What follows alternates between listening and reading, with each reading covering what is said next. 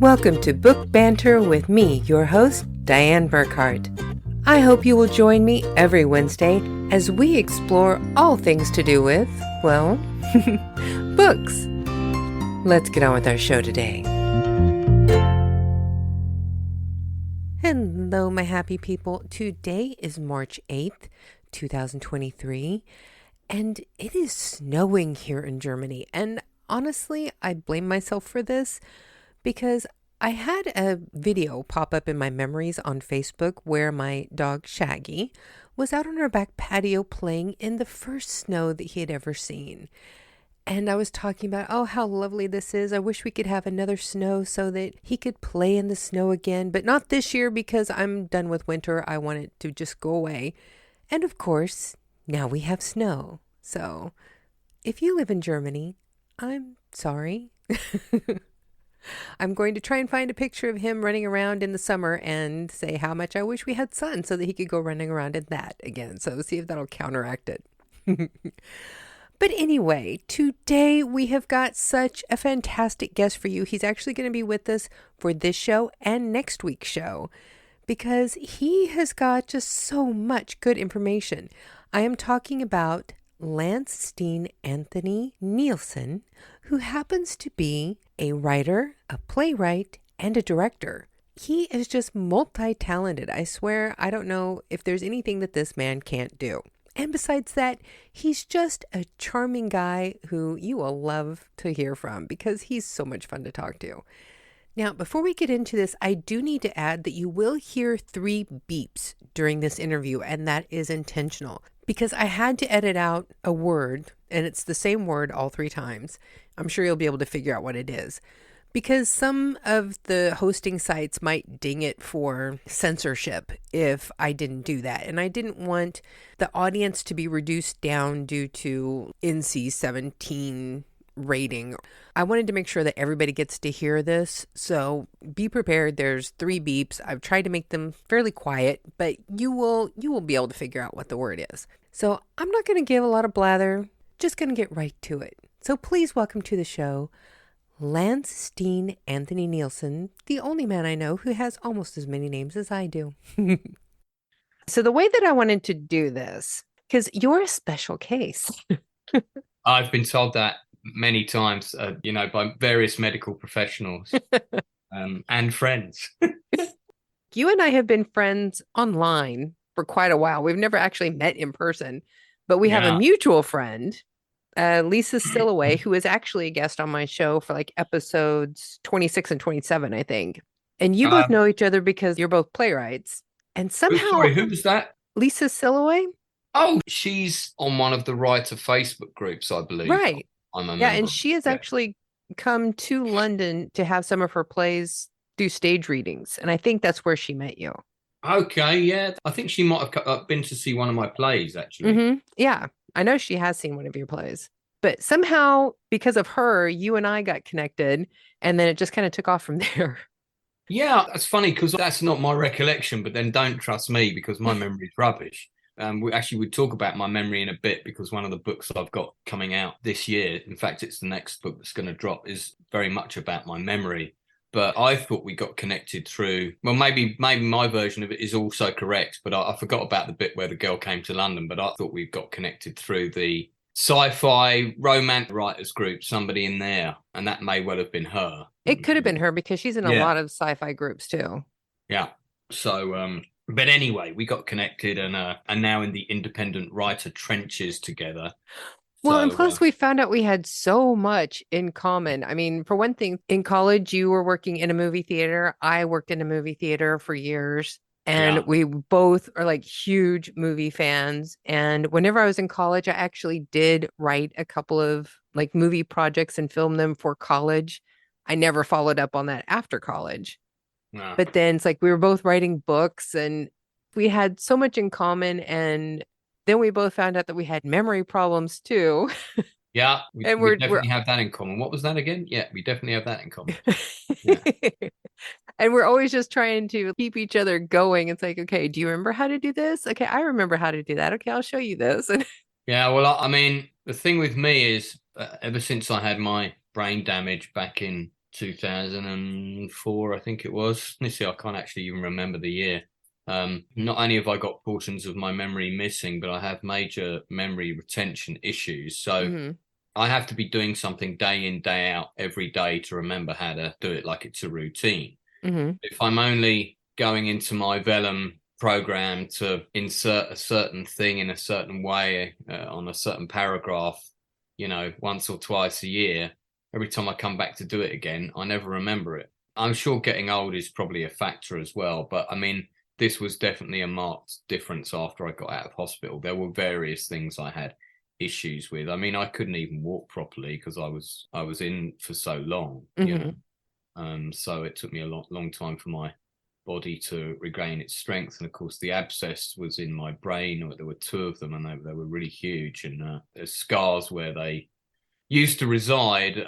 So that, I believe, is sort of what caused kind of bits of my memory to fragment. And it's like somebody took a big chunk of my life and a section from a certain year to a certain year, dropped that bowl of glass on the floor, and they shattered it, and it's all kind of mixed up. And somebody got back in touch with me on Facebook, a student who I used to go to art college with recently, and she even sent me pictures of me from my year and her, but I don't remember her. I've got no memory of her at all. And I've since discovered that during the time we were at college, we were actually quite close friends. So that was pretty interesting. Yeah, I definitely understand that. Yeah, so that's what led me to writing the book. Maybe I should talk about this now. That's as we're on the topic. That's what's led me to writing my latest book, because I found a diary that I thought I'd lost when I moved house because I hadn't seen it for so long. I just thought maybe I'd thrown it away. And it's the diary I kept, not every day, but I think probably 2/3 of the days have got entries in, maybe 3/4 even, from the year 1988. And that's a lot of important things happened for me that year. I'd just come out of a relationship. I just started art college. I went to America for the first time. I also saw over 130 movies, many of them for the first time, including 37 in America alone. Wow. I took 22 people to see Die Hard for my birthday at the very first screening of Die Hard in the UK, which was at the London Film Festival on the 27th of November, 1988, at 10 o'clock in the morning in the Odeon Leicester Square, and nobody knew why they were turning up at such an ungodly hour in the morning, all hungover from previous nocturnal activities, but they were over the moon after they'd seen the movie because it's such a great film. Oh, yeah. So this friend of mine, Dee, who got in touch with me, she's in the diary quite a bit. And when I was reading through it, there were sort of little bits and pieces that were kind of flashing back to me. And I thought, you know what, I'm going to turn this into a book. The book's called 1988, and it's a complete translation of my diary. But what I'm doing is I'm adding footnotes under the entries about what I can remember now, or just little additional comments about that person, that entry, or that individual as me now, as opposed to the Dawson's Creek sort of dramatized life that I had. It does read like an episode of Dawson's Creek. It really, the whole diary. And then I'm also reviewing all the movies. Oh, nice. So it's like a diary and a movie review book. And I actually think of all the books I've done, this one might be that one that somehow captures a weird zeitgeist that people might love it, and it might blow up. I don't know. I've just got a feeling about it. So, yeah. And I'm keeping everybody's names. I'm not changing any of the names.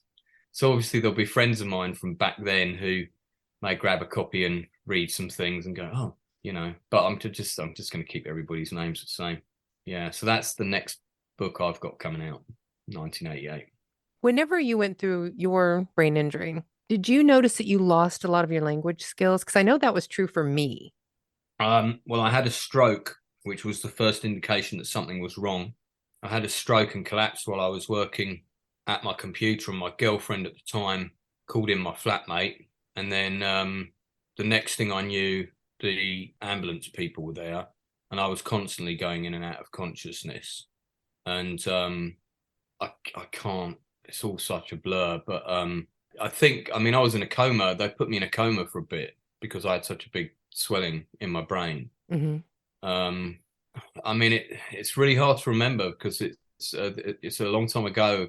The main things I remember when I came out, because I was in hospital for 3 months, the main things I remember when I came out was because I'd hardly had any exercise, my legs were really tired. You know, they felt like I was walking on matchsticks, Mm-hmm. and everything about me felt really frail. And I used to be a skateboarder. I wasn't a very good one. I realized I had no sense of balance, so I couldn't stay on my board. So my skateboarding days were over. When I walked down the street, and this still happens to me occasionally, I'd get a sudden loss of balance and the Oh, yeah. pavement rushing up to my face. I think my language, once I was out of hospital, I think my speaking ability was fine. I mean, I was back directing another play as soon as I could do so. If anything, I was kind of more conscious of how life was quite delicate and we could go at any time. Well, I wasn't And talking about your ability to speak, but more about your ability to remember words and what they mean. oh, I see. Um, yeah, I mean, that's a difficult one because back then I wasn't writing novels. I got into writing novels very late. I was writing plays predominantly. And so the use of language in a play is obviously very different to the use of language in a novel.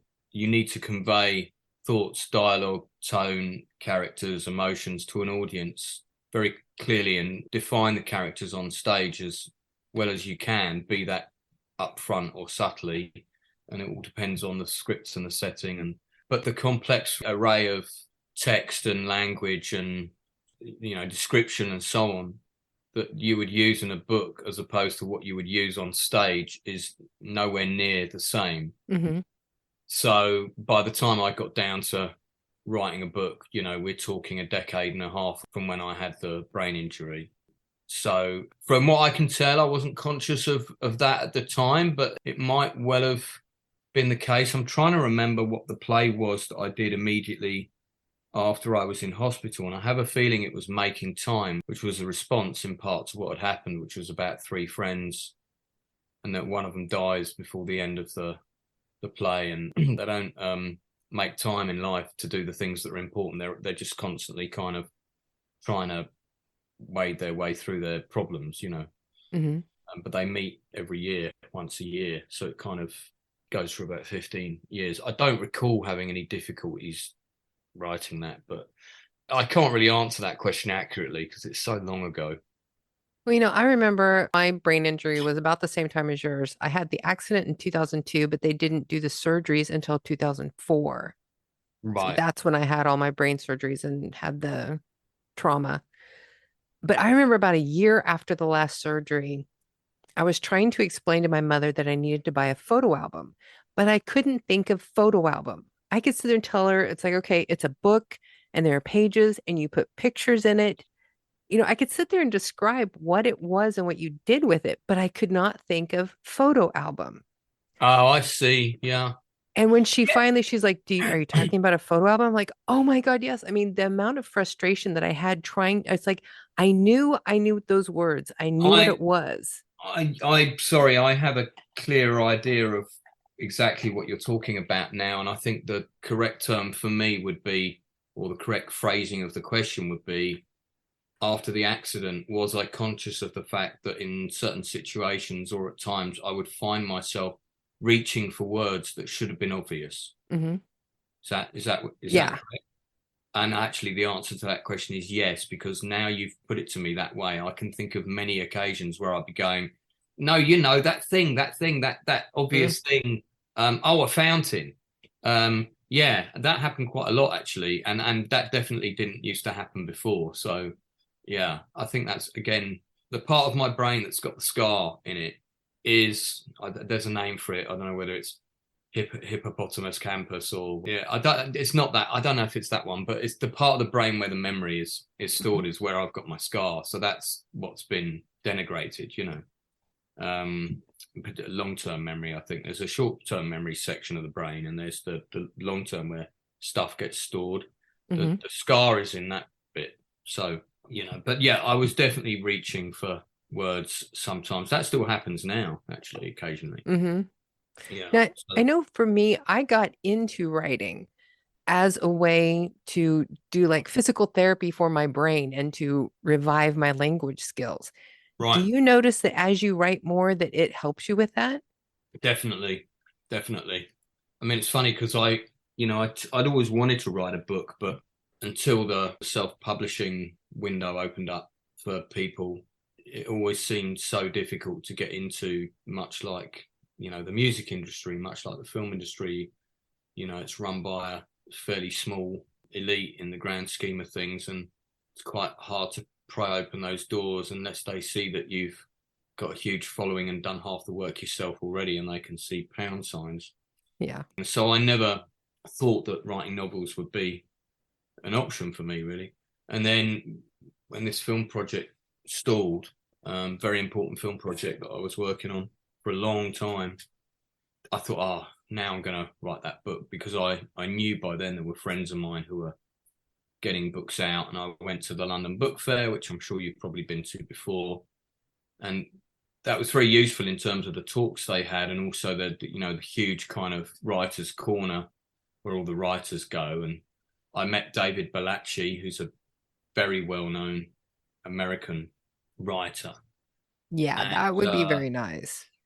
I was the only person who got a personal photo with him, because I ran straight up to him as soon as he finished his talk, and I said, "Please let me get a photo with you, David," because I found what he said so inspirational. And I went out and I bought one of his books, and I could see why his books were so successful. They're so easy to get into and process and go through.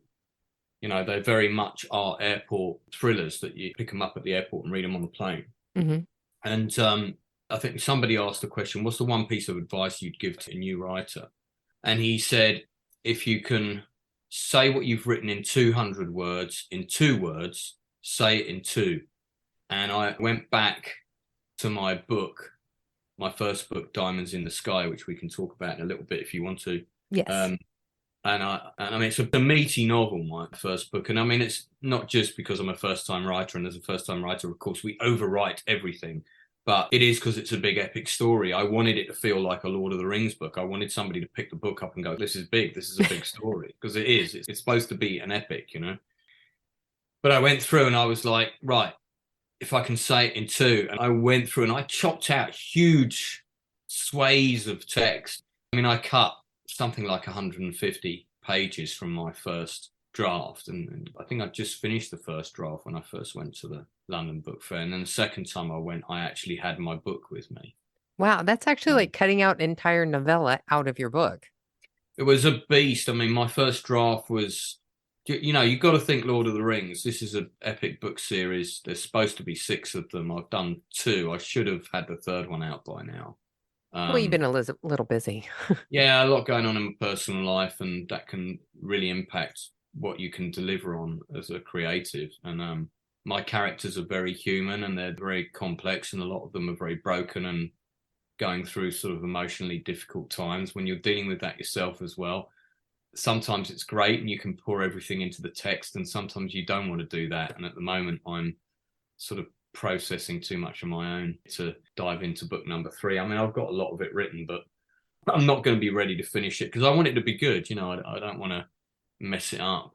Well, and plus, sometimes it's a little bit easier if you have a little distance from the situations. And when things Yeah, are too new and too raw, it can be too difficult.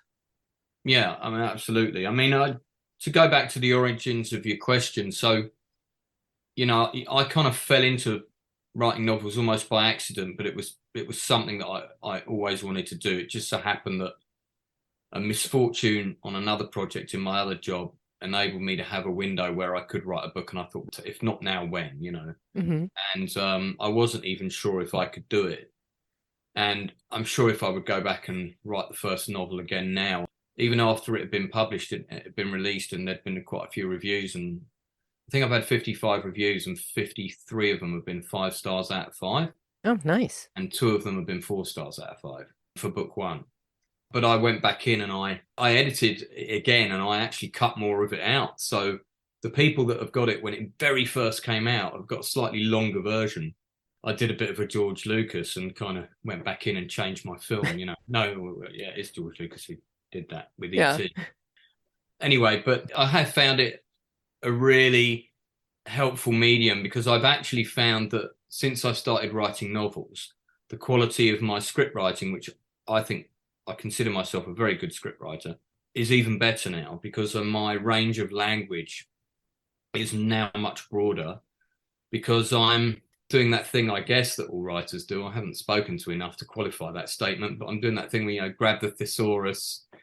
Is there a different word I can use for such and such in this line? Oh, yeah. I haven't heard of that word before, but that sounds good. That makes my character sound intelligent, and I want that character to sound intelligent, like he went to Oxford to study English or whatever. So I have found that it's definitely increased my language abilities and also impacted in a positive way my script writing abilities. So tell us about the first book. So the first book I wrote was a story that I'd wanted to write for a long time. I'm a big UFO buff. Saw a UFO with another friend of mine called Matthew Soul, who, if you ever hear this, please get in touch. He used to go to Arundel House School with me, and we were both in detention one lunchtime. And we saw this white disc really far up in the sky. It was a bright blue day with a few clouds. And the thing that I remember about this disc was it was like someone had thrown it across the sky, and it was like the clouds were rocks, and it bounced off of every cloud. So it was like it almost deliberately kept itself visible. And I mean, this was no weather balloon or anything like that. It was absolutely cylindrical. You could see that it was some sort of craft. And I saw it first, and I said, Matthew, look up there. And he saw it, and it went so quickly. We only both saw it for literally about 4 seconds. And God, it was quick. I mean, it was so fast. And it did maneuvers that were completely impossible for any kind of plane, because it would like just, zoom towards one cloud, then do a 90-degree angle straight up again, and then do another 90-degree angle. Wow. So, after that, I bought all books, UFOs, which back in the day was about 4 books. The Osborne Big Book of UFOs, Giles Brandis Guide to UFOs. And then there was a guy who was a notorious faker who said he'd been visited by aliens and wrote lots of books, and it was a big heap of bullshit. But he had a big cult of followers, and the UFOs looked like a tea kettle. And there's a famous photograph that he said he took of these Interesting. UFOs. I'm gonna have to Google that later. Yeah, I can't remember who that was. It's a very famous name. See, now my brain is reaching for, because I could, before I would have that name on the tip of my tongue, but the photograph is a very famous photograph that people have said is fake, and I think it's fake, and it's supposed to be a tea kettle cover or something, the flying saucer. Anyway, so that's the sort of origin to my interest in UFOs. And I thought, wouldn't it be interesting to do a story where 200 of these identical UFOs arrive on the Earth, all over the planet, all different times of day. So they're all filmed by the press, they're all seen by the people, so no one could deny that they're here. Mm-hmm. So far, so Independence Day, except that unlike Independence Day, these UFOs don't do anything. They don't fire beams or start blowing up cities.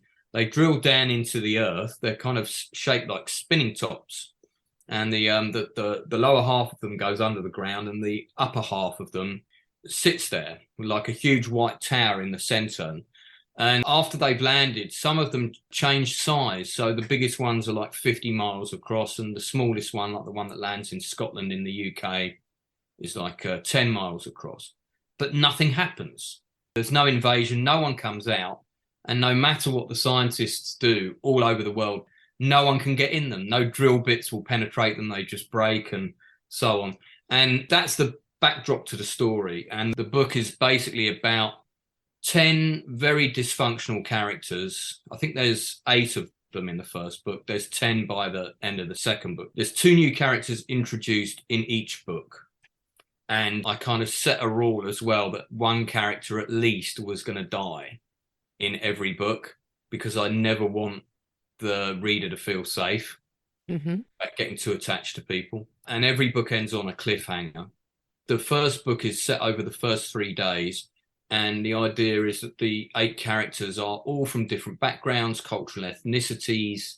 They're all from very different walks of life. You've got a camel trader from the town of Fada, which is the most remote town in the middle of Chad. I've been on Google Earth, and that's how I picked it out. And I had to research all the background, what they eat, what they wore, and I find that as a writer, that's a really great part of the process for me, is finding out about these places on Earth that I haven't been, and what would that person be like, and how would they speak, and what would their priorities in their life be, and all this kind of thing. And this guy's a camel trader, and he's from a time that's dying, when the remotest towns in Chad, you would have these camel traders that would travel from town to town, delivering things like spices and food basics and so on. And occasionally they'd bring some Duracell batteries for someone's Walkman or whatever. But that way of life is dying now, because there's hardly any towns now that are not somehow connected to the larger world. And this guy started off with a 40 herd of camel train, and now he's down to his last 3, and he's named them all, and he talks to them.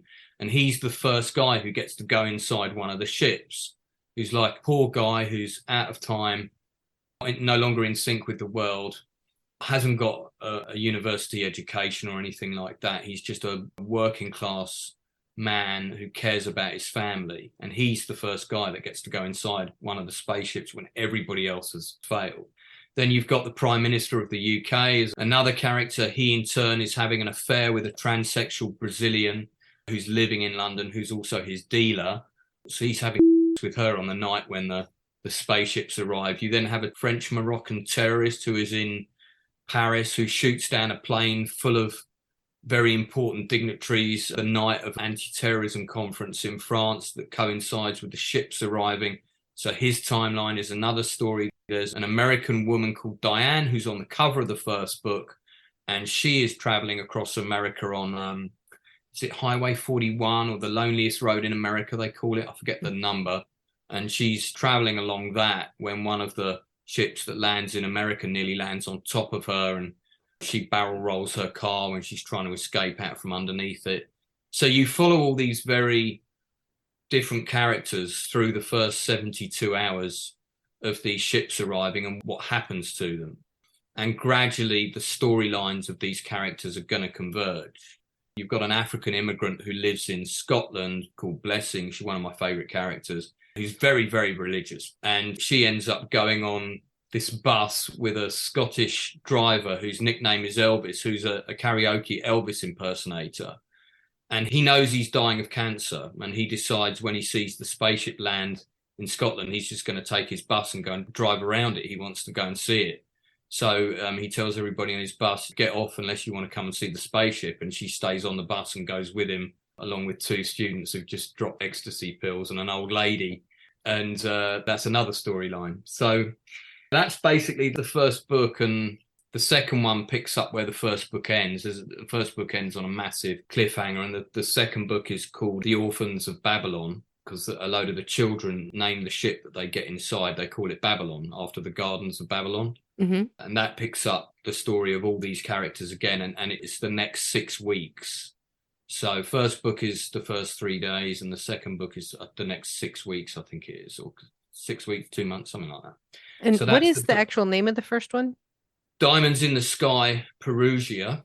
Perusia. That's the part that I can never remember. And the second one is called Diamonds in the Sky, The Orphans of Babylon. Now, that book was originally going to be called Diamonds in the Sky, Arrival. And I told everybody, I've got this book coming out, it's called Arrival. And then the byline was going to be Diamonds in the Sky. And I thought Arrival was a great name for a book about UFOs arriving. And I get a phone call one day and said, Lance, I've just sent you a link on your Facebook, check it out. And I put it on. And there's this trailer for this movie about spaceships arriving all over the Earth called Arrival, directed by Denis Villeneuve, who directed the new Dune film. And I've actually met Dennis because I was at the premiere of Dune, and I really wanted to tell him, dude, you usurped me. I had to change the name of my book because of you. But when I went to watch the Arrival movie, there's nothing in it other than some spaceships arrive on Earth. That's the only thing about it that's the same. Who's in the spaceships, why they're here, what the film means, all of that stuff.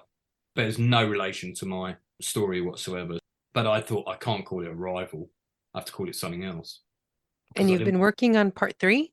Yeah, I've done about 3 chapters. Every book is the same format. Every book's got 12 chapters, and every chapter is divided into 3 segments. So there are 36 segments in the book. and each segment is a different character's POV. So I've kind of set myself a bit of a hard task because I've only got 36 segments in each book to share between however many characters' stories I want to tell in that book in that time frame. And that was quite tricky in the second book because I added a couple of new characters. Do you And think that would give you reason to kill off a few more to just make the well, story simpler to tell? The funny thing is, right, is I already know what the last scene of the last book is. Mm-hmm. I have the ending very, very clear in my head. I know why the ships are here. I know what they're doing. I know what they are and all of that. And because what you come to realize as the story unfolds is that they let certain people inside and they don't let other people in. And you'll come to understand how that works as the books unfold. But in the second book, you get to see inside the ships properly because the name of the second book, The Children of Babylon, it's a group of children who were being sex trafficked who get led to safety inside one of the ships. And that's where they form a community separate from the world because they decide the world is evil, which it is. So especially now, it's even more evil than when I mean, do you know what the funny thing is? It is in the foreword of my first book, which was written in 2017, and it's in quotes on the first page. It says, "The world has never been more divided." And then I think my next line in the foreword is, "Mankind appears to be taking a massive step backwards." And that was in 2017. And now I think about all the kind of horrible acts of inhumanity that have happened since then, perhaps most notably the war in Ukraine and so on. God, we really are going backwards. You know, COVID, yeah. The way that we responded to that and was not the best of humanity by any means. Yeah, just, you know, the way we're dealing with all the poverty now and immigration and just, we're not creating long-term solutions. We're creating short-term solutions that are poor at best usually, and we're creating bigger long-term problems. And we seem to specialize at doing that, which is a real shame. So I didn't want my book series to be, I didn't want to kind of jump on that bandwagon of here's a big political message for you. I just wanted to tell stories about people that were all dysfunctional, because all the characters in the book are all based on people I know. You know, that doesn't mean that I know a terrorist. I don't, but the personas of all the characters I've taken up. This guy's a bit like this friend of mine, and then I've added other things. So that way I've made the characters feel very real and believable. You should feel like this could be a person you would know, even if they're from a different culture than you. So yeah, so that's Diamonds in the Sky, and the first two of them are out on Amazon now. I think I've got about 7 books on Amazon now, something like that.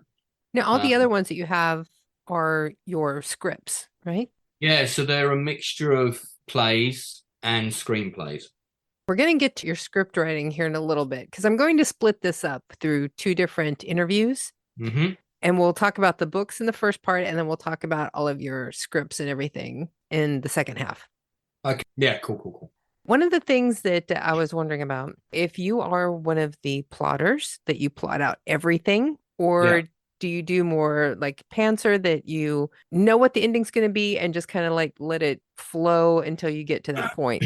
I am a big fan of plotting to a degree. I mean, my friend Will Jordan, who's a pretty successful author, he's got about 30 books out, and he's actually published with an agent and a publisher, and all of those things we all wish we had a lovely relationship with. He's a big plotter fan, and he will do what I would do with a screenplay, which is I'll write a fairly detailed treatment of what my screenplay is going to be. My approach to my novel writing was a little bit more organic, in the sense that I had characters that I wanted in the book, and I didn't know which side of the argument they were going to end up on, because the world is going to become ultimately divided over this singular issue of these ships and what to do with them. And all of the characters will end up falling on one side or other of that argument. I knew how the series as a whole was going to end. I knew who the last characters were in that final scene. And I also wrote the book series to be a television series. So my approach to each book is 1 season, and each season is around 10 episodes. And like I said, there's 12 chapters. So once I'd done the first book, I decided I wanted to keep the same framework for each book, which was 12 chapters, 3 segments, 36 segments, divided between however many characters I decide to have. And I would write a timeline out for each character and I'd pin it up on a board. So Joy waits for father at home. Joy gets attacked by uncle. Father kills uncle. Joy and father go to school to get the orphans to take them to the ship.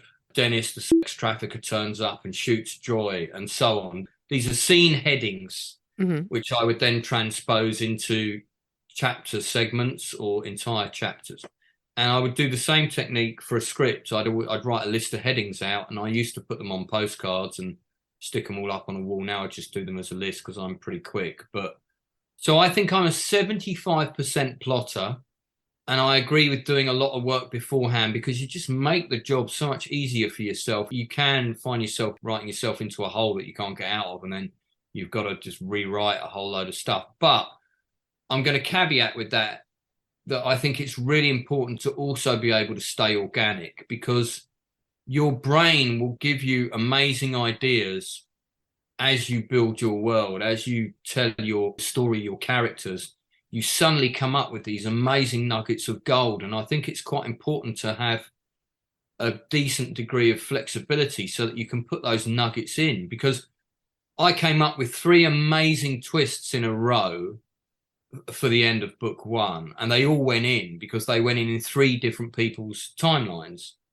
So, you know, this person's timeline ends and you're like, oh, what's going to happen with him? And that's what you want the reader thinking. And then, you know, same with the next one and same with the next one.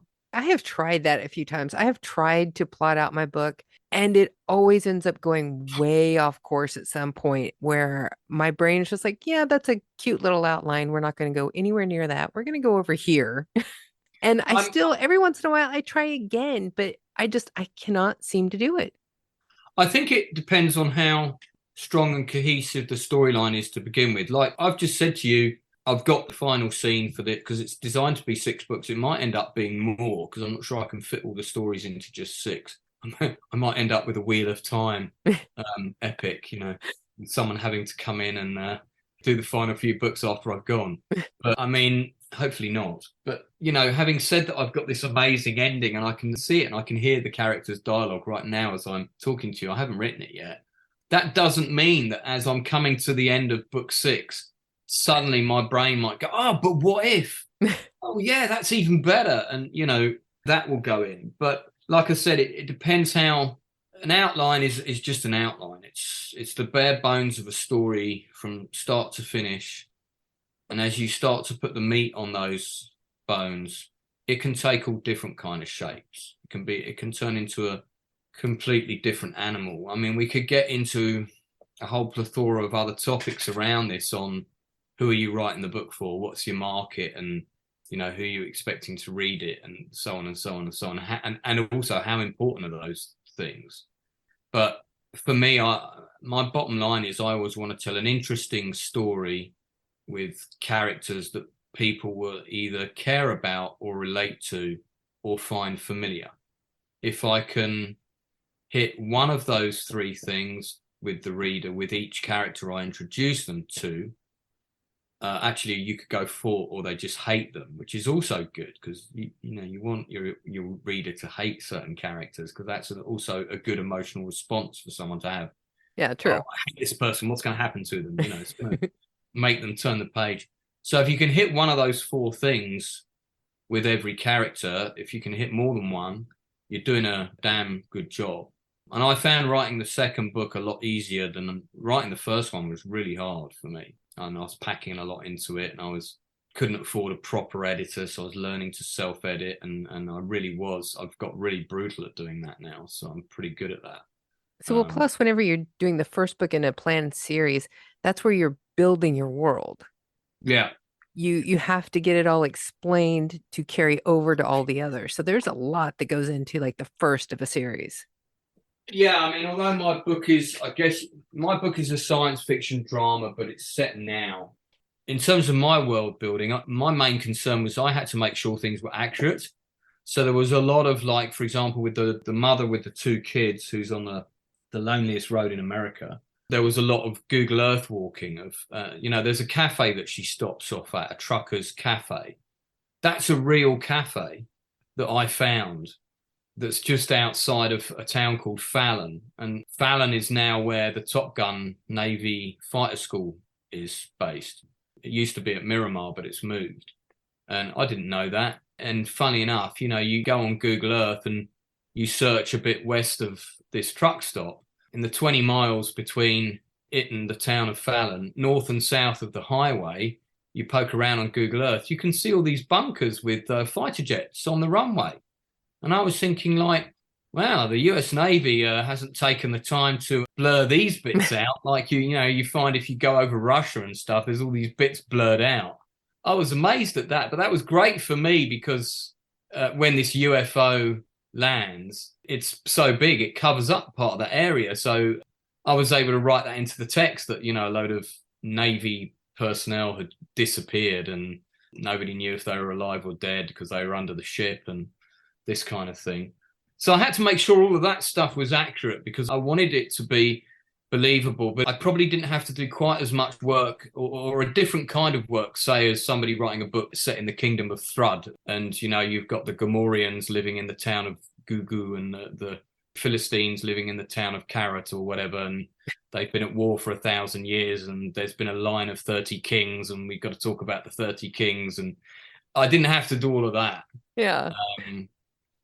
So I didn't have to do quite as much legwork with world building because my world is already there. I just had to make sure where my world intersected with my sci-fi story, that it did so in the most accurate way possible. And I went all out on that.